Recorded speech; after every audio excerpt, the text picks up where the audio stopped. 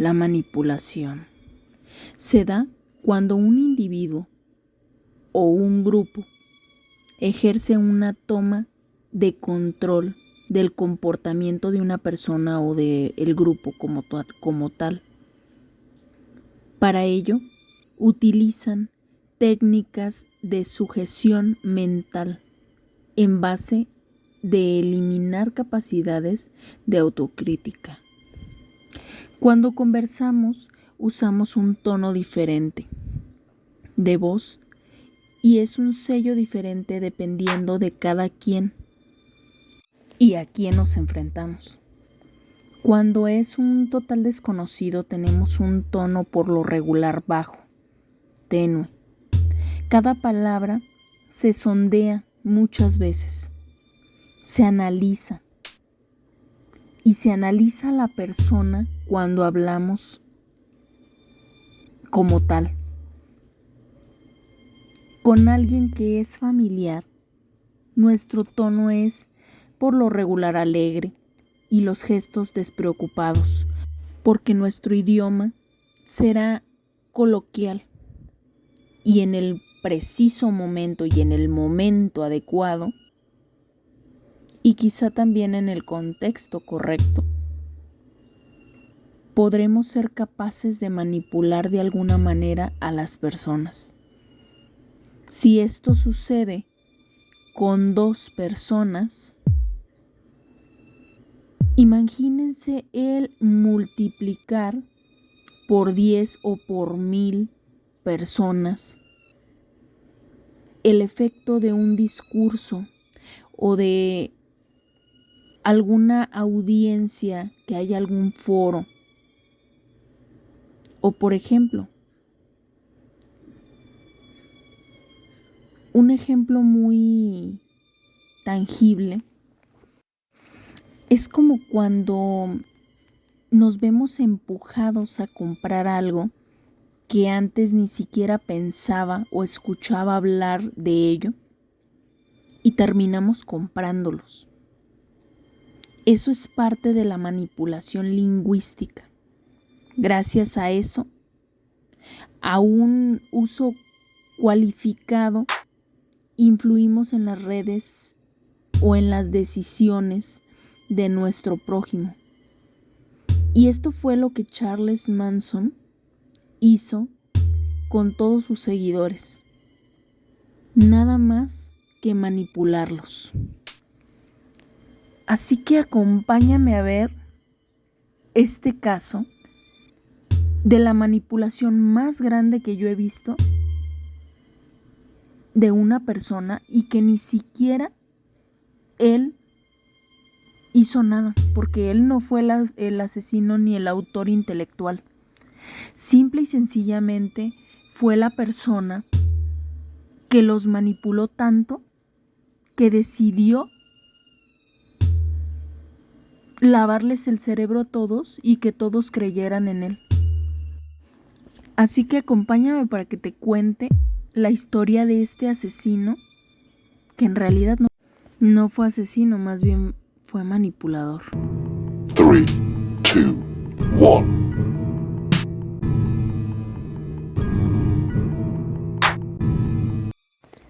El 9 de agosto de 1969, en Los Ángeles, se estremeció al descubrir que Sharon Tate, la mujer de Roman Polanski, y otras 4 personas más fueron asesinadas en la residencia del cineasta mientras éste se encontraba rodando en Europa.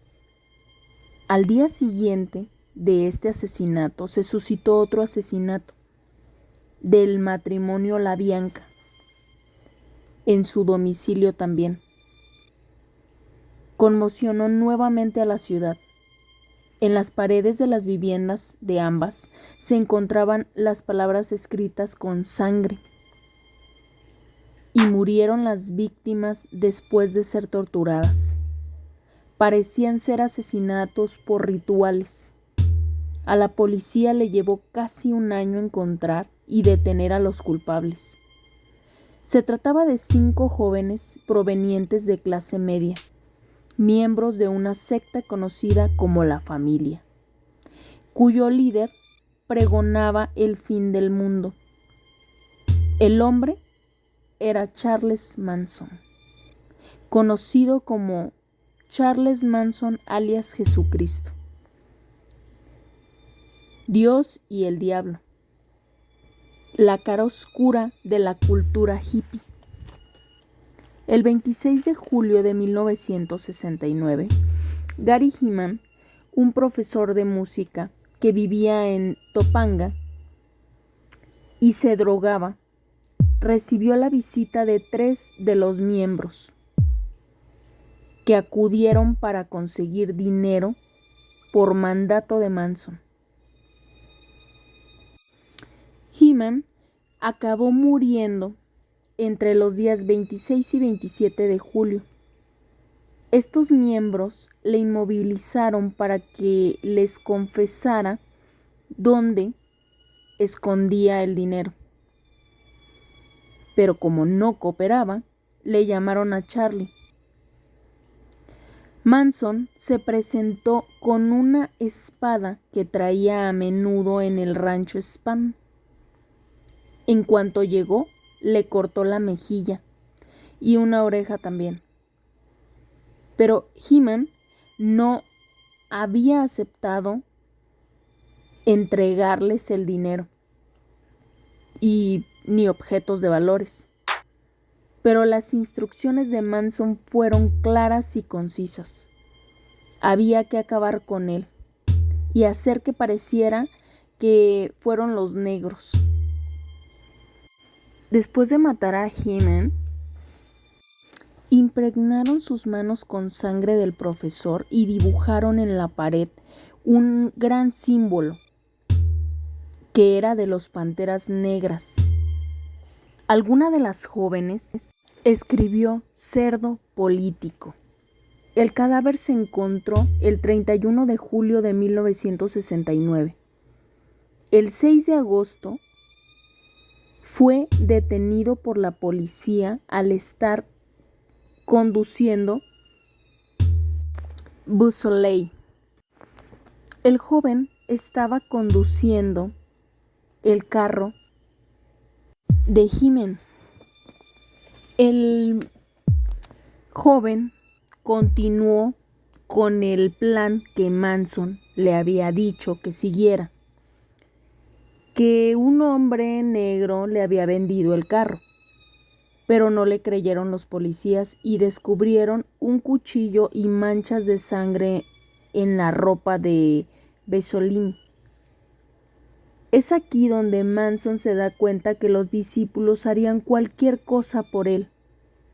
Manson tenía la idea de comenzar una revolución y con todos los que seguían las órdenes de él.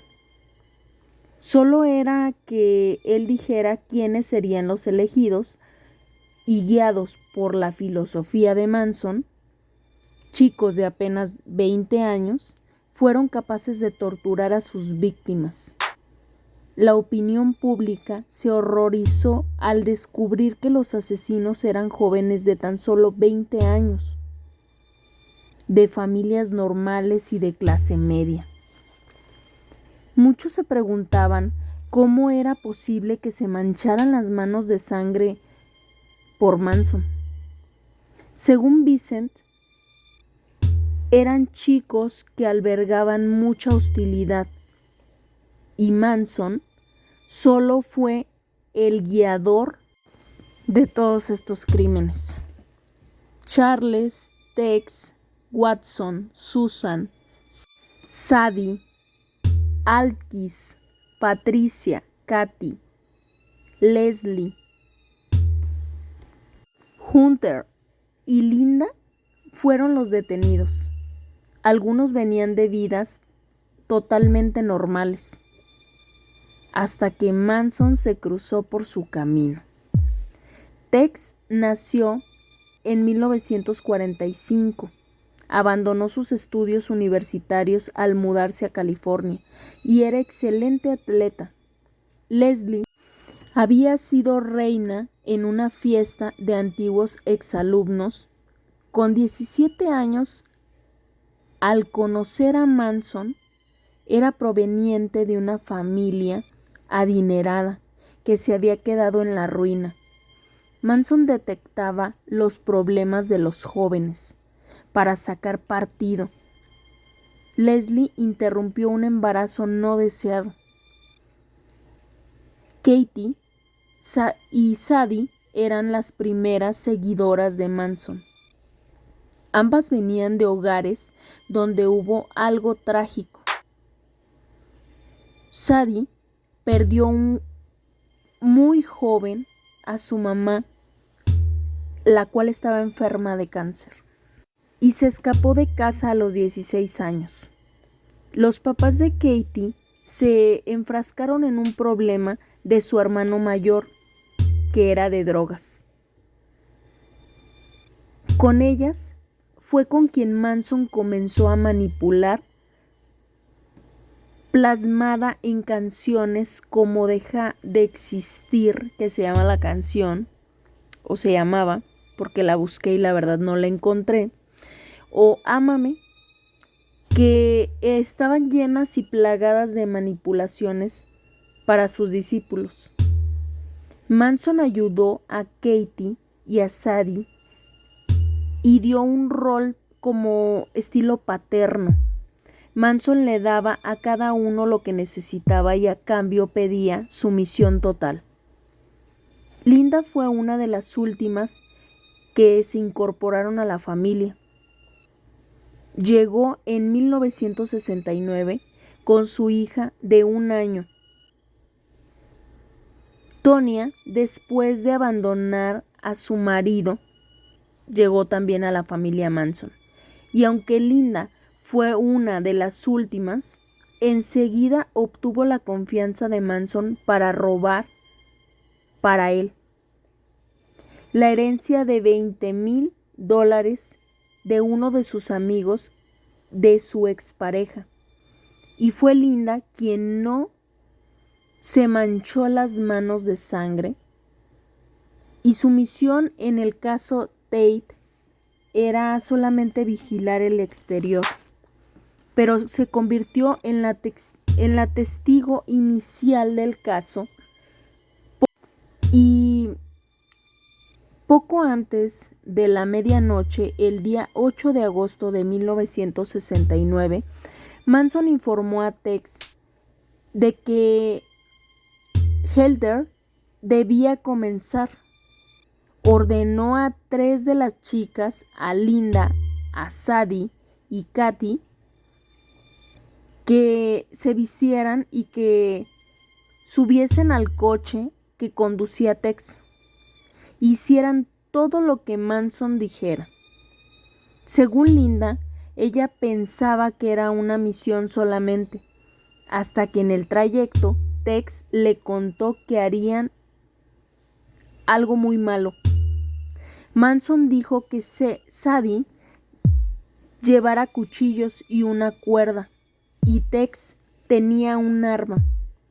Las últimas palabras del líder fueron: dejad una señal, y si van a hacer algo, hacerlo bien. Algo malévolo. En su relato de Los Angeles Times, Susan explicó que para ellas esa casa era de Terry May. Tex y Manson eran los únicos que sabían que vivían los nuevos inquilinos, el matrimonio Polanski. La noche del 8 de agosto, Sharon Tate, en su 8º mes de embarazo, había invitado a unos amigos a su casa para aliviar un poco la soledad de su esposo. En el edificio colindante a la casa estaba William, un empleado de mantenimiento de la finca, que recibió esa noche la visita de un amigo de 18 años, Steve Parrett, y en el momento que las chicas entraron, Tex sacó el arma y le disparó 4 veces a Steve, quien iba entrando en su carro a la finca. Tex ordenó a Linda agarrara su cartera y le quitara pues todas sus pertenencias, y también que se quedara fuera vigilando. Tex cortó el cable del teléfono de la casa mientras Sadie y Katy la acompañaban a Tex a entrar a la casa por una de las ventanas que se metieron. Reunieron a Tate y a sus invitados al salón. Utilizaron la cuerda para atar a los invitados y dijo que pararan de suplicar. Sebring, una de las invitadas, trató de proteger a Sharon, otra invitada, pero Tex le disparó y le golpeó la cara con el revólver. Voltek, otro de los invitados, fue inmovilizado por Sadie. Utilizando una toalla, consiguió liberarse, ya que lo sujetaron con una toalla. Trató de huir, pero salió al jardín perseguido por la chica que le había apuñalado en las piernas. Tex le disparó por la espalda y después lo golpeó varias veces con el arma en la cabeza. Mientras tanto, Abigail, otra de las invitadas, salió al jardín y Katie la persiguió para apuñalarla en varias ocasiones. Sharon Tate fue la última en morir. Murió apuñalada. Pese a que Sadie le suplicó que le permitiera vivir para dar a luz a su hijo, no se lo permitió. Antes de salir, Sadie entró a la casa a manchar la casa con una toalla, tomó sangre de Tate y escribió en la puerta principal cerdos, y en la puerta del vecino también escribió lo mismo. Ya de camino a el rancho, Tex le dijo a Linda que arrojara las armas fuera del carro. La pistola la encontró un niño el 1 de septiembre. El niño se las entregó a sus padres y se la llevaron a la policía. Ya estando en el rancho, Manson preguntó si tenían remordimientos, pero todos dijeron que no. Pero dentro de Linda sí estaba aterrorizada y quería llevarse a su niña lejos de Manson. Chapman, la empleada de los Polanski, encontró los cuerpos cuando regresó a trabajar por la mañana el 9 de agosto. La policía arrestó a William, el empleado de los Polanski, pero él decía no haber escuchado nada. Mientras tanto, en el rancho se hizo la vida normal como todos los días, pero al ver las noticias se empezó a especular quién había sido de la casa de Manson. Para Manson, esto solo era el principio del siguiente ataque. Y el siguiente ataque fue el 10 de agosto, pero Manson fue en esta ocasión a acompañarlos, solo para hacer las cosas de manera profesional. Manson paró el carro en el 3301 de Drape, la residencia del matrimonio La Bianca. Los felices esposos formados por Leno y Rosemary vivían en esa casa. La Bianca era un empresario de éxito, propietario de la cadena de supermercados Waterway. El 10 de agosto acababan de regresar a su casa y Manson entró, los amenazó con su arma y los inmovilizó con una cuerda. Luego regresó al coche y eligió a los miembros que cometerían el delito: Tex, Katie y Leslie. Y los acompañaba también Van Houlter. Los dejó en el lugar mientras él se iba con los demás en el carro. Después de asesinar los 3 jóvenes, Cínicamente se bañaron en la casa y por si fuera poco, comieron y volvieron al rancho. Al día siguiente, los hijos de la familia LaBianca encontraron los cuerpos. La mujer estaba en la habitación con 41 puñaladas. Los investigadores dictaminaron que 13 de las puñaladas fueron después de muerta.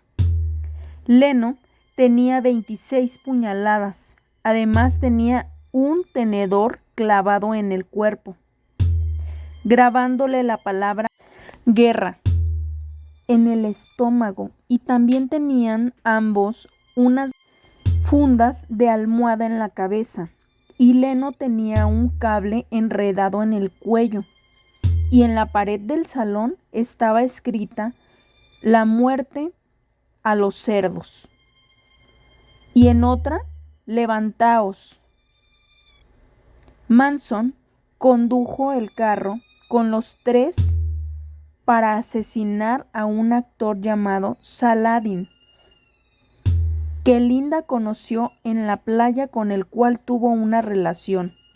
Según Linda, hubiese aceptado morir por Manson, pero no matar, y menos por él. El hombre que les abrió la puerta no era el actor, así que se fueron a casa. Y pensándolo bien, qué suertudo al no haber abierto la puerta. Creo que desde hoy ya no abriré la puerta yo. Los chicos regresaron al rancho muy tranquilamente. Charles Millis Manson nació en Cincinnati, Ohio, el 12 de noviembre de 1934. Fue un hijo no deseado de Kathleen, que fue una prostituta de 16 años. 2 años después del alumbramiento, la joven madre puso una denuncia de paternidad contra el coronel Scott y consiguió una compensación, pero Manson jamás conoció a su padre, ni el apellido le dio. Pero el fugaz esposo de Kathleen le dio un apellido al pobre chico. El apellido era Manson. Él se llamaba William y su apellido era Manson. Así que ahora Charles se convertiría también en un Manson. La mamá de Manson pasó tiempo en la cárcel debido a delitos como robo a mano armada y problemas con el alcohol. En ocasiones Manson se quedaba con familiares y en otras ocasiones con desconocidos. Se cree que intentó vender a Manson en pago de una cerveza que había consumido. Sobrevivió en la calle y Manson adquirió habilidades como detectar el peligro y los puntos vulnerables de los que le rodeaban a él. A los 12 años ya delinquía, robando en comercios y robaba a mano armada. En 1948, Manson fue enviado a un centro juvenil, pero se escapó a los 4 días después. Se le capturó y se le envió a Indiana School de Plainfield, de la que escapó nuevamente en 1951, a los 16, y robó un coche que se dirigía a California, pero no consiguió pasar a Utah. Tras ser detenido, sodomizó a un interno y lo trasladaron a Virginia. De esas épocas se guardan informes de Manson. Y en sí el informe que se guarda de su peligrosidad, inestabilidad e imposibilidad de prevenir o prever la conducta que tiene él. En el 54 salió por libertad condicional con 19 años, pero en el 56 volvió a ser puesto en cárcel por cruzar la frontera en un coche que era robado, y al ser reciente su libertad condicional se transformaron en una pena de 3 años en San Pedro, California.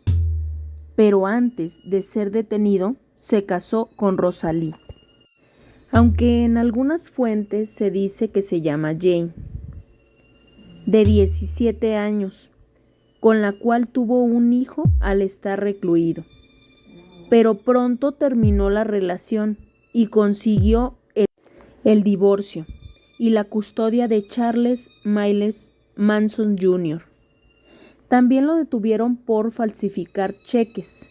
Se casó nuevamente con Candy, quien era prostituta y con quien tuvo el siguiente hijo, Charles Luther Manson, aún él estando en prisión, y no salió hasta 1967.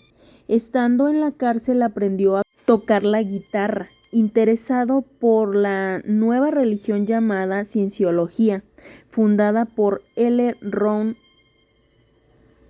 en los 50s, y comenzó a escribir canciones de sus creencias hacia esta religión. Al salir de prisión, el movimiento hippie estaba en todo su esplendor. Se dirigió a el barrio de San Francisco, lleno de gente joven que bailaba, tomaba LSD y era partidaria de tener un amor libre. Ya estando ahí, se dio cuenta que él podía ser el líder espiritual que él había soñado. Comenzó a difundir su mensaje y tuvo rápidamente seguidores que por lo regular eran mujeres jóvenes que controlaba con el LSD. Aquí consiguió las que estarían con él hasta el final y que matarían si él se los pedía. Siempre eran personas vulnerables que podía dominar y deseaba fama y quería triunfar en la música. Su fracaso sería uno de los detonantes del verano sangriento del 69. Las primeras veces que Manson viajó a Los Ángeles junto con sus discípulos en su autobús, convenció a su propietario George Spa, de 77 años, que le permitiese establecer una comunidad ahí. Lynette fue la encargada de tener y mantener el apetito sexual del dueño del rancho. Había 39 adultos, 7 niños, y la manera que Manson manipulaba era hacerle sentir que Manson era su padre y ellos sus hijos, y que a él verdaderamente le importaban y que era su prioridad el cuidado de ellos. Manson organizaba juergas en las que él autorizaba que todo mundo tomara LSD y así todos estuvieran muy ambientados. Pero él solo consumía dosis muy pequeñas para poder seguir manipulándolos a todos. Él decía que pues con quién besarse, con quién se podían besar, a quién podían tener y acostarse. Y su objetivo era desaparecer los egos de los jóvenes y ejercer un control total y para ver quién eran las personas leales a él. Ponía misiones por las noches y los obligaba a meterse a casas ajenas y cambiar la ubicación de los muebles simplemente para asustar a los dueños. Manson no solo actuaba por la cienciología y tampoco por la Biblia, sino que también por un grupo musical que eran los Beatles, que justamente a Manson le gustaban demasiado, y las letras de las canciones eran, según él, que hablaban de una guerra entre blancos y contra negros. Los negros serían el Club de las Panteras, fundado 3 años antes, pero se atrevió a diagnosticar el día de la guerra que se daría entre blancos y negros. Pero como la guerra no detonó, él hizo que se prepararan invitando a una banda de morteros y dándoles en pago a ellos, a las chicas, como que tendrían que tener sexo a cambio de armas.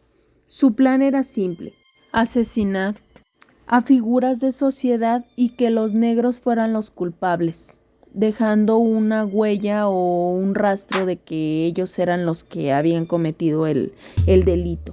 Manson estaba muy convencido de que él tenía talento musical. Así que Wilson, de Beach Boys, escuchó la música de Manson y presentó a Terry Mitchell, hijo de la actriz Doris Day. El productor fue al rancho y escuchó las canciones de Manson. Él, con su guitarra y con el coro de las chicas que tenía recluidas, Terry lo halagó y le dijo que después le llamaría. Lo llevó hasta su casa a Manson y después de que lo llevó hasta la casa que después sería de los Polanski, Terry nunca le llamó. Quiso hablar con él Manson, pero el productor ya no vivía ahí. Justo le había pasado la casa a los Polanski. En el juicio fue descrito como un circo. Afuera del lugar, los seguidores intentaban reclutar nuevos seguidores. Adentro de la cárcel se mostraban desafiantes. Cantaban cánticos en latín. Estos fueron enjuiciados en 2 ocasiones, uno por el de Tate y el otro por el de la Bianca. En el primer proceso se juzgó a Manson, a Patricia, Susan y Leslie por conspiración y asesinato en primer grado. A Manson, a Tex y a Watson se les juzgó en solitario. El 13 de abril de 1970, Manson hizo recusar al juez Kenneth por el juicio y el magistrado aceptó y fue sustituido por el juez Charles Holder. El juicio comenzó el 5 de junio de 1970. Para sorpresa de todos, Charles Manson se tatuó una X en la frente. Varios miembros de la familia habían accedido a testificar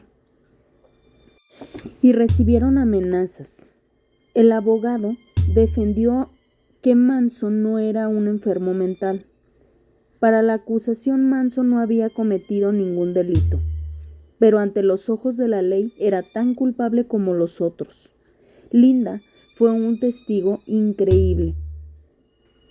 Durante 17 días explicó cómo Manson tenía el control absoluto.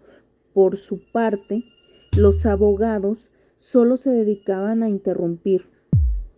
En lo último del juicio se dedicaron a tratar de que se declarara nulo, alegando que los comportamientos de sus defendidos podrían haber sido influidos negativamente, pero el juez dijo que no. Dijo: no voy a permitir a los acusados que se beneficien de su mal comportamiento. Manson amenazó de muerte al juez. El 25 de enero de 1971, el jurado dio su veredicto. Los 4 eran culpables de conspiración y asesinato. La sentencia se dictaminó el 29 de marzo en pena de muerte para todos. Y a lo largo del proceso, Susan Atkins se retractó de su declaración ante el jurado, por lo que se había roto el trato que había hecho con la fiscalía. California abolió la pena capital en el 72 y las sentencias eran de cadena perpetua. Todas se fueron a cadena perpetua, aunque se volvió a poner después la pena de muerte en el estado. El cambio no afectó a Manson ni a sus seguidores. Manson fue dejado en cadena perpetua y recibió 2 cadenas perpetuas y más por el asesinato de Gary Heeman y Donald Shedd. Los acusados han estado en varios centros penitenciarios y se les ha negado la libertad condicional. Susan Atkins falleció en prisión en el 2009 a causa de cáncer cerebral. Manson se le condenó por 9 muertes. Se estima que pudo haber instigado a algunos miembros de la familia a cometer 20 asesinatos más, en los cuales también pudo haber sido el autor. La mansión del cielo, donde vivían los Polanski, fue demolida y nada se ha construido en el lugar hasta entonces. Se dice que Manson recibe 60,000 cartas por año. Muy interesante el caso de hoy, de hasta dónde puede llegar la manipulación de una persona a matar. Puede llegar muy lejos el que una persona te manipule o te llegue a controlar. Así que cuidado con que alguna persona te lave el cerebro más de lo que debe de hacerlo. Y bueno, hasta aquí nuestro video de hoy. La verdad, este caso se me hizo muy interesante. Yo le tenía otra idea y la verdad me parecía algo aburrido, pero ahora que lo estuve haciendo, se me hizo bastante interesante. Así que espero te haya gustado tanto a ti escucharlo como a mí hacerlo. Y pues nada, nos vemos hasta la próxima. Chao.